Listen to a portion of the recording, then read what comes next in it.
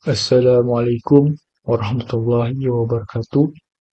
Perkenalkan, nama saya Muhammad Zaid Haji, MPM 48. Pada kesempatan kali ini, saya ingin menjelaskan ringkasan materi statistika komunikasi yang saya telah pelajari selama satu semester. PPT ini berisi inti dari setiap topik, dari mulai topik pendahuluan statistik sampai ke ANOVA. Tanpa membuang waktu lagi, mari kita masuk ke materi yang pertama. Pendahuluan statistika. Statistika adalah proses mengubah data mentah menjadi informasi yang berguna. Proses ini mencakup pengumpulan data, penelitian, analisis, dan penarikan kesimpulan. Di bagian ini juga saya mempelajari dua konsep dasar, yaitu populasi dan sampel. Populasi adalah seluruh objek yang menjadi fokus penelitian, sedangkan sampel adalah bagian kecil dari populasi yang mewakili keseluruhannya.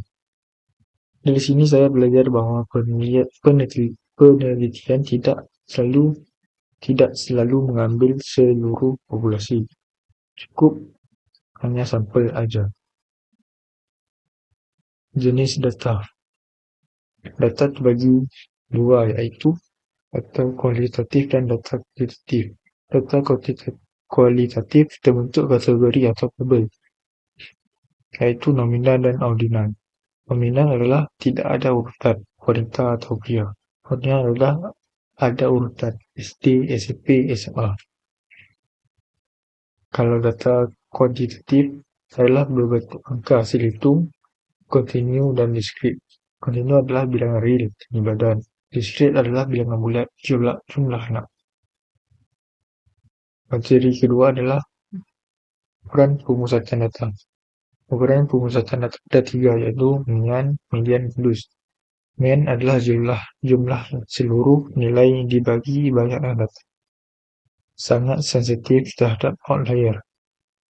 Yang kedua, median, nilai tengah dari data yang telah diurutkan, lebih kekar terhadap data ekstrim. Yang ketiga, modus, nilai yang paling sering muncul dalam kumpulan data, bisa lebih dari satu.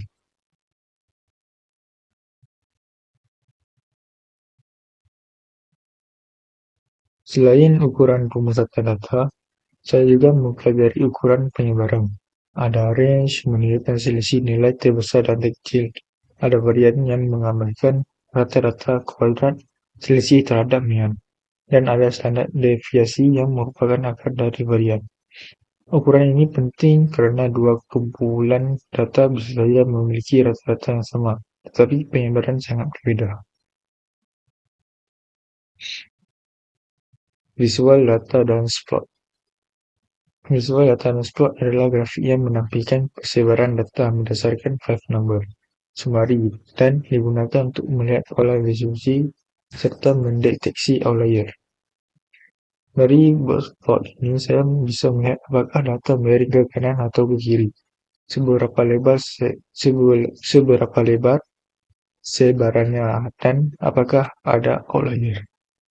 Dari ketiga, peluang. Peluang adalah ukuran numerik yang menyatakan seberapa besar kemungkinan suatu peristiwa terjadi dalam ruang sampel. Pada materi peluang, saya belajar tentang bagaimana mengukur kemungkinan suatu peristiwa terjadi. Kemudian masuk ke distribusi peluang. Untuk data diskrit atau distribusi Poisson dan binomial, Poisson digunakan untuk jumlah kejadian dalam interval tertentu, sedangkan binomial digunakan untuk peluang sukses dan gagal dalam beberapa percobaan. Untuk data kontinu, saya mempelajari distribusi normal dan uniform. Materi keempat, penunggaan parameter. Setelah saya memahami distribusi, saya memahami pendugaan parameter. Pendugaan titik memberi suatu nilai sebagai estimasi, misalnya rata-rata sampel digunakan untuk menduga rata-rata populasi. Sedangkan pendugaan selang memberikan rutan nilai yang tingkat kepercayaan tentu. Misalnya 95%. Saya belajar lebih Interval dipengaruhi oleh ukuran sampel, variasi data, dan tingkat kepercayaan.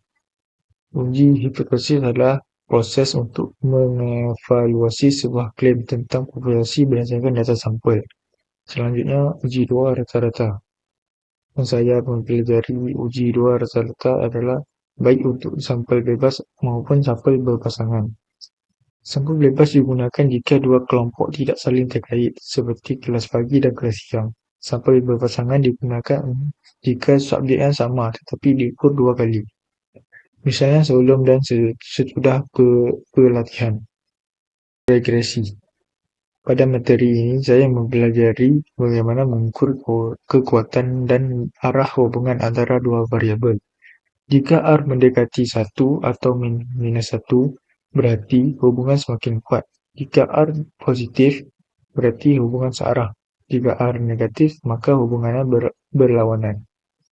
Selain itu, saya juga belajar tentang koefisien determinasi atau algebra yang menunjukkan seberapa besar variasi Y dan dapat dijelaskan oleh variabel X. Materi terakhir adalah ANOVA. Definisi adalah teknik statistika untuk membandingkan rata-rata lebih dari dua kelompok sekaligus. One way ANOVA. Ada satu faktor variabel yang diuji pengaruhnya terhadap beberapa kelompok. Contoh efek 3 metode belajar, beberapa pada nilai ujian. Prinsip kerja membandingkan dua varian. Yang pertama, varian antara kelompok itu dipengaruhi perlakuan yang diberikan. Yang kedua adalah varian dalam kelompok diakibatkan oleh variasi acak atau error.